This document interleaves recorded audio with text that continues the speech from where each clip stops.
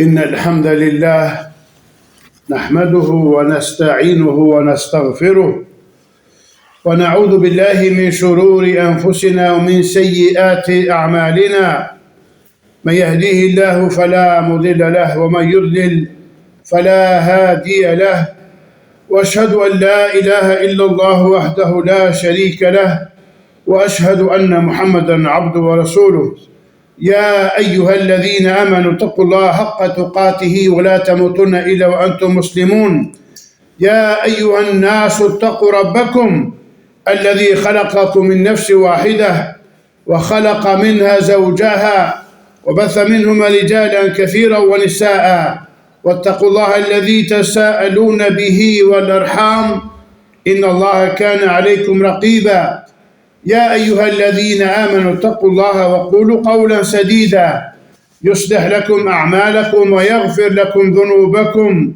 ومن يطع الله ورسوله فقد فاز فوزا عظيما أما بعد فإن أصدق الحديث كلام الله وخير الهدى هدى محمد صلى الله عليه وآله وسلم وشر الأمور محدثاتها وكل محدثة بدعة وكل بدعة ضلالة وكل ضلالة في النار.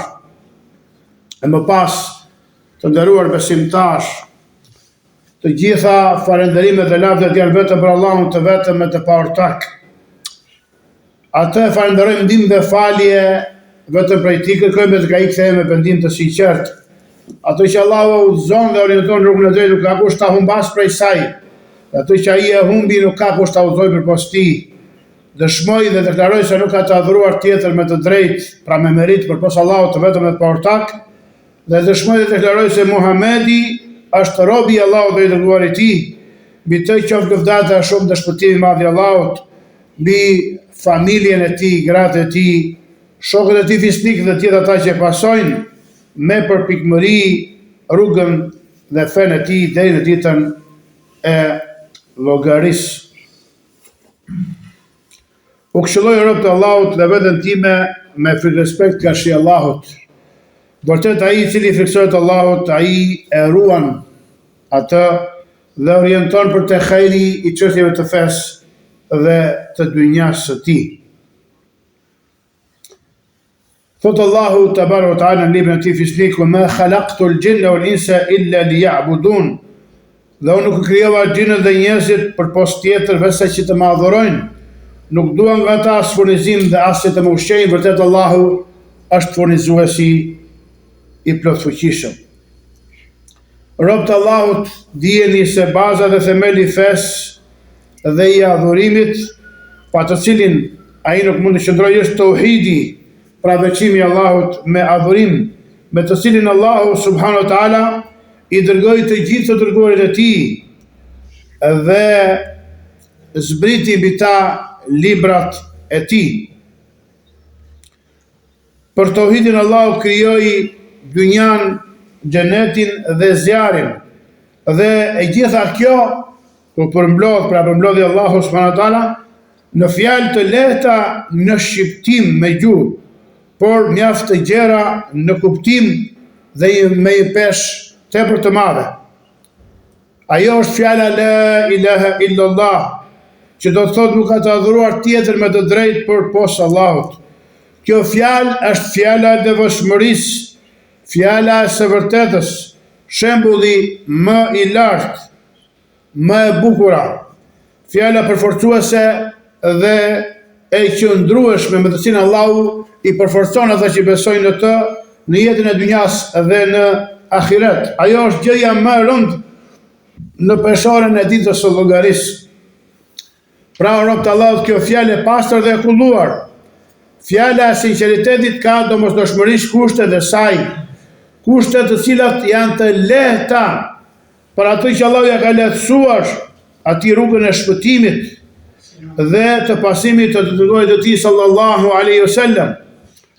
Por këto kushte njëherëz janë të rënda dhe të vështira për atë që Allahu ka humbur, duke lënë atë në devijim dhe lajthitje në pasimin e tekave dhe epsheve dhe dëshirave të tij. Thot Allahu i lartësuar në librin e tij fisnik: "Fa amma man a'ta wattaqa وصدق بالحسنى فسنيسره لليسرى وأما من بخل واستغنى وكذب بالحسنى فسنيسره للعسرى. Thotë i lartësuari, e sa i përket atij që i jep lëmosh dhe i friksohet Allahut për rrugën nga zemrimi i tij dhe dëshmon për më të mirën, atij do t'ia lehtësojmë atij më të lehtën për rrugën për xhenet, kurse ai që bëhet koprac dhe përgjeshtron më të mirën, atij do t'ia lehtësojmë më të vështirën për rrugën për në zjarr. Allahu na rujt. Kjo fjalë rob të Allahut ka kushtet e saj pa të cilat nuk i bën dobi atij që e shqipton atë dhe nuk e shpëton atë nga zjarri ditën e llogarisë.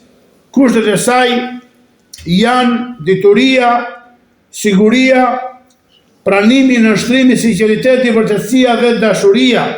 Por sot, nderuar besimtar, nuk do të ndalemi te këto kushte dhe sqarimi i tyre dhe argumentet rreth tyre, sepse gjithë secila prej tyre kërkon një hutbe dhe një ders më vete dhe kohë të mjaftueshme për të shtjelluar dhe sqaruar me argumentet e saj nga Kurani dhe Suneti. Sot do të ndalemi në pjesën e dytë të dëshmisë së Islamit, pra dëshmia anna Muhammeden Rasulullah, pra se vërtet Muhamedi është i dërguar i Allahut. Pra dijeni, Allahu ju mëshiroft, se nuk është besimtar ai që dëshmon se nuk ka të adhuruar tjetër me të drejtë përpos Allahut, derisa të dëshmoj se Muhamedi sallallahu alaihi wa alihi wasallam është robi i Allahut dhe i dërguar i tij, duke ju përmbajtur kushteve që përmendëm më parë, të cilat ndërlidhen fort me njëra tjetrën, si në emërtim ashtu dhe në kuptim. Pra kushtet e pjesës së parë en la ilaha illallah janë të ndërthura dhe kërkohen dhe tek pjesa e dytë en Muhammeden Rasulullah. Kuptimi pra i kësaj dëshmie, kur besimtari dëshmon dhe thot ashhadu anna Muhammeden Rasulullah se abdu wa rasulu, pra dëshmon se Muhamedi është i dërguari i Allahut, dhe kjo kërkon përmbushjen e disa kushteve. I pari prej tyre, kanë thënë dietarët, është tasdiquhu fi ma akhbar. Çfarë? Vërtetimi, pohimi dhe i pranimi i të gjitha lajmeve të tij sallallahu alaihi wasallam. Thot Allahu i lartësuar: Muhammedun Rasulullah walladhina ma'ahu ashiddau 'alal kuffar. Këta ajet thot Muhamedi është i dërguari i Allahut. Dhe thot në ajetin tjetër Allahu subhanahu wa ta'ala: wa ma yantiqu 'anil hawa in huwa illa wahyun yuha. Ai pra i dërguari nuk flet nga vetja e tij, me të vërtet ajo është shpallje që i shpallet edhe i zbritet atij. Dhe thot i lartësuar në ajetin tjetër: wa ma Muhammedun illa rasul qad khalat min qablihi ar-rusul. Muhamedi nuk është tjetër veçse një i dërguar dhe para tij kanë kaluar të dërguar të tjerë. Dhe thot i lartësuari: wallahu ya'lamu innaka la rasul wallahu yashhadu anna al-munafiqina lakadhibun. Thot Allah i lartësuar në surat al-Munafiqun, dhe Allahu e di më së miri se në të vërtetë ti je i dërguar i tij, dhe Allahu dëshmon se hipokritët janë ata gënjeshtarët. Pra ajetet që flasin për të pjesë janë të shumta në Kuranin fisnik.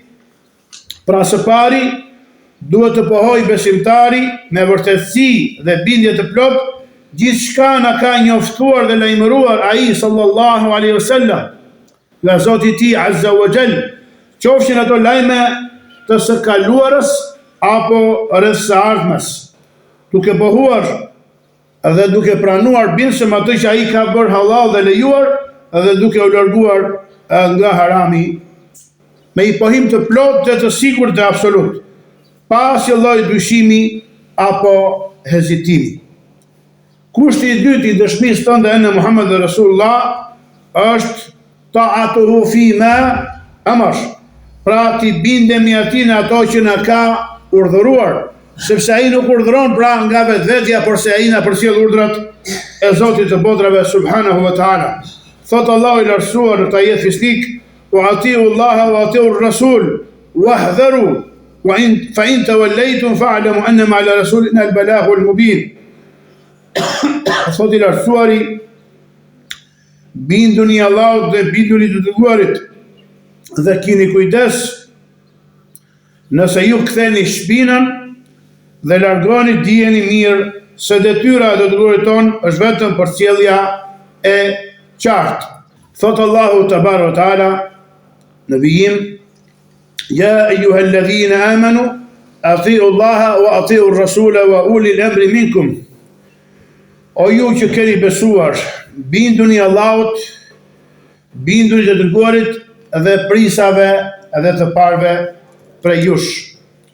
Po ashtu thot Allahu i lartësuar në ajetin tjetër fisnik: Wa in tuti'uhu tahtadu wa ma 'ala ar-rasuli illa al-balaghu al-mubin. E në qoftë se ju i bindeni atij të dërguarit, do të jeni në udhëzimin e drejtë dhe detyra e të dërguarit ton është vetëm kumtimi pra përcjellja e qartë e mesazhit të Allahut subhanahu wa ta'ala.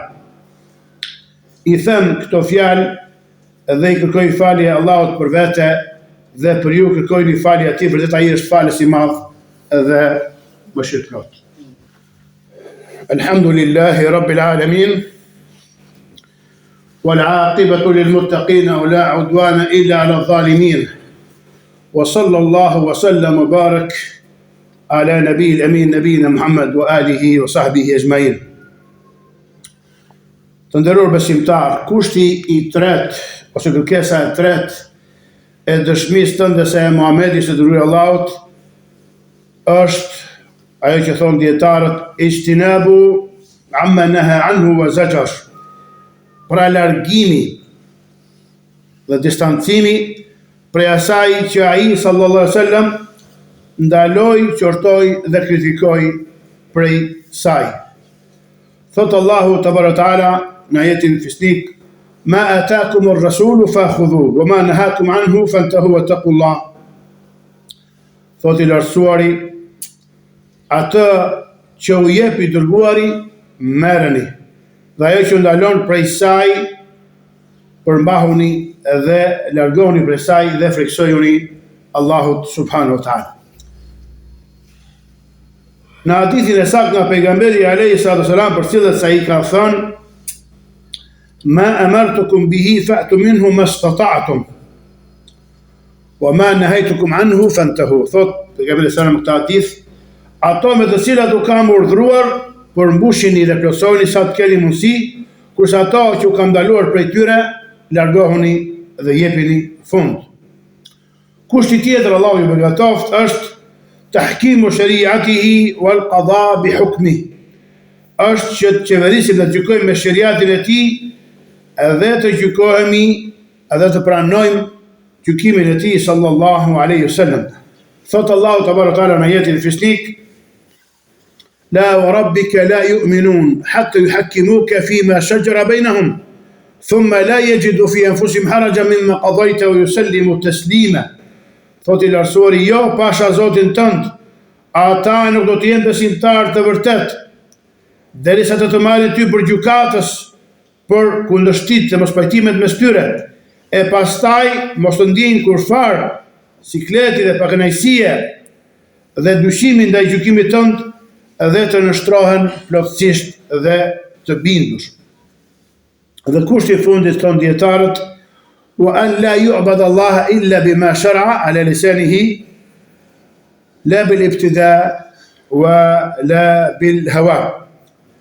Dhe mos të adhurohet Allahu subhanahu wa taala, për mos të afrohemi tek Allahu me asnjë lloj adhurimi, vetëm se me atë që ka ligjëruar nga gjuha e pejgamberit fisnik, jo me bidate, me teka edhe dëshira. Thot Allahu i lartësuar: inna ad-dina 'inda Allahi al-Islam. Thot vërtet feja vetëm e pranuar tek Allahu është Islami, dhe thot në ajetin tjetër: wa man yabtaghi ghayra al-islami dinan fala yuqbal minhu wa huwa fi al-akhirati min al-khasirin. Kush kërkon fe tjetër përpos Islamit që të afrohet me të tek Allahu, nuk do të pranohet kursesi prej tij, dhe ai në botën tjetër do të jetë prej të humburve dhe të shkatëruarve, sepse Allahu lartësuar thot: el yawma akmaltu lakum dinakum wa atmamtu alaykum ni'mati wa raditu lakum al-islam dina. Sot e përsosa për ju fen tuaj, e plotësova mirësinë dhe dhuntin time me ju, dhe u përzgjodha Islamin si fe. Ka ardhur në librat dhe sakt nga sahabiu fisnik Abu Huraira, Allahu qoftë i kënaqur me të, se pejgamberi sallallahu alaihi wasallam ka thënë: "Walladhi nafsi bi yadihi", thot pasha atë në dorën e të cilit gjendet shpirti i Muhamedit. Kushdo nga ky ummet që dëgjon për mua, qoftë ai qifut apo i krishter, e pastaj vdes pa besuar në atë me të cilën unë dërgova me të, vetëm se ai do të jetë prej banorëve të zjarrit. Pra kujdo që arrin mesazhi dhe argumenti se Muhamedi që dërgoi Allahu dhe nuk beson në të, dhe thotë se do të afrohet tek Allahu me ndonjë fe apo sheria tjetër, ai do të jetë prej banorëve të zjarrit. Allahu na ruaj prej tij. Po ashtu pejgamberi sallallahu alaihi wasallam ka thënë në hadithin që përcjellet nga nëna besimtare Aisha, Allahu që dëgjon me të, ka thënë: "Men ahdatha fi amrina hadha ma laysa minhu fa huwa radd." Ka thënë, kush shpik në çështjen tonë diçka që nuk i përket asaj, pra që nuk është prej saj, ajo është e refuzuar. Pra të refuzohet çfarëdo lloj vepre, çfarëdo lloj adhurimi i cili nuk është në përputhje me shariatin dhe sunetin e pejgamberit Muhammed sallallahu alaihi wasallam. Dhe një transmetim tjetër ka thënë: "Men amila amalan laysa alayhi amruna fa huwa radd." Kush vepron një vepër që nuk është në përputhje me çështjen dhe me fen ton, ajo është e refuzuar. Dhe ajo që duhet kemi parasysh, Allahu begatoft, është se ai Muhamedi sallallahu alaihi wasallam është vetëm rob i Allahut, pra nuk meriton asnjë grimc adhurimi, asnjë atom adhurimi. Sepse është rob i Allahut, është i krijuar, i sunduar, dhe ai ka nevojë për Allahun subhanahu wa taala. Por se një herazi është Rasulullah, i dërguar Allahu, çfarë? Nuk përgjigjështrohet, por se e besojmë, i bindemi, e duam dhe e pasojmë. Pra kjo është mesatarja dhe drejtësia në dëshminë e në Muhammeden Rasulullah. Pra, pa i fraton dietarët dhe të frit. Pa e tepruar, ata që teprojnë, ata që adhurojnë atë, alayhi salatu wasalam, dhe ata që janë neglizhent janë ata që pra kanë mangësi në këto kushte që sapo dëgjuam. Dhe ai sallallahu alaihi wasallam nuk dërgua vese me thirrje në tauhid. Pra, veçimi i Allahut me adhurim, dhe këtë e përmbushi më së miri. Dhe gjëja nga e cila ai paralajmëroi dhe kërcënoi më së shumti është shirku, idhujtaria, ortaksia, pra të adhurosh dikë tjetër përveç Allahut apo bashkë me Allahun subhanahu wa ta'ala. Dhe e përmbyllim me dy thënie të vjera nga dy imamllar të mëdhenj. Thënia e parë është thënia e Imam Malik ibn Anas, Allahu e mëshiroft atë, dhe ne ka thënë: "As-sunnatu safinatu Nuhin, man rakibaha naja, wa man takhallafa anha ughriq." Ka thënë suneti, pra rruga e Muhamedit sallam, është sikur anija e Nuhut alayhis salam. Kush hipën në të shpëton, edhe kush nuk hypën në të, çfarë? Ai mbytet. Dhe ka thënë Sheikhul Islam ibn Taymija rahmetullahi alayhi, ka thënë vërtet Allahu e ngre dhe lartëson robën e tij në varësi të ai sa kapet ai me librin e Allahut dhe me sunetin e pejgamberit sallam, dhe ul dhe poshtron dhe nënçmon atë për sa kohë dhe me atë mas që ai e lë pas dore atë. Pra robët e Allahut na del të gjithëve si detyrë, burra dhe gra, besimtarë dhe besimtare, që t'i mësojmë këto dy dëshmi. Nuk lejohet ignoranca në bazat e fesë, as në shtyllat e tjera të fesë, as në legëzimet e fesë. Ky është themeli dhe baza i fesë, këto dy dëshmi. Pra duhet t'i mësojmë këto dy dëshmi, kuptimin, shtyllat, kushtet dhe kërkesat e tyre, dhe të punojmë me ato që ato na obligojnë, qoftë ato në çështjet e brendshme, pra veprat e zemrës, dhe në veprat e dukshme, pra të gjymtyrve, sepse këto dy dëshmi janë baza dhe themeli i fesë, pa të cilat nuk qëndron Islami askujt, dhe pa të cilat nuk pranohen veprat e robit. Barakallahu li wa lakum fil Qur'ani was sunnah, wa nafa'ni wa iyyakum bima fihima min al-ayati wal hikma. Allah na begatoft neve dhe ju në Kur'an dhe Sunet, dhe në bëf dobi në ajete dhe nërsi që gjenë në ato dyja. Allahumma salli ala Muhammedin wa ala ali Muhammed, كما صليت على إبراهيم وعلى آل إبراهيم وبارك على محمد وعلى آله وأزواجه وذريته كما باركت على إبراهيم وعلى آل إبراهيم إنك حميد مجيد. وارض اللهم عن الخلفاء الراشدين أبي بكر وعمر وعثمان وعلي وعنا معهم برحمتك ومنك يا أرحم الراحمين. عباد الله، إن الله يأمر بالعدل والإحسان وإيتاء ذي القربى وينهى عن الفحشاء والمنكر والبغي يعظكم لعلكم تذكرون، والحمد لله رب العالمين.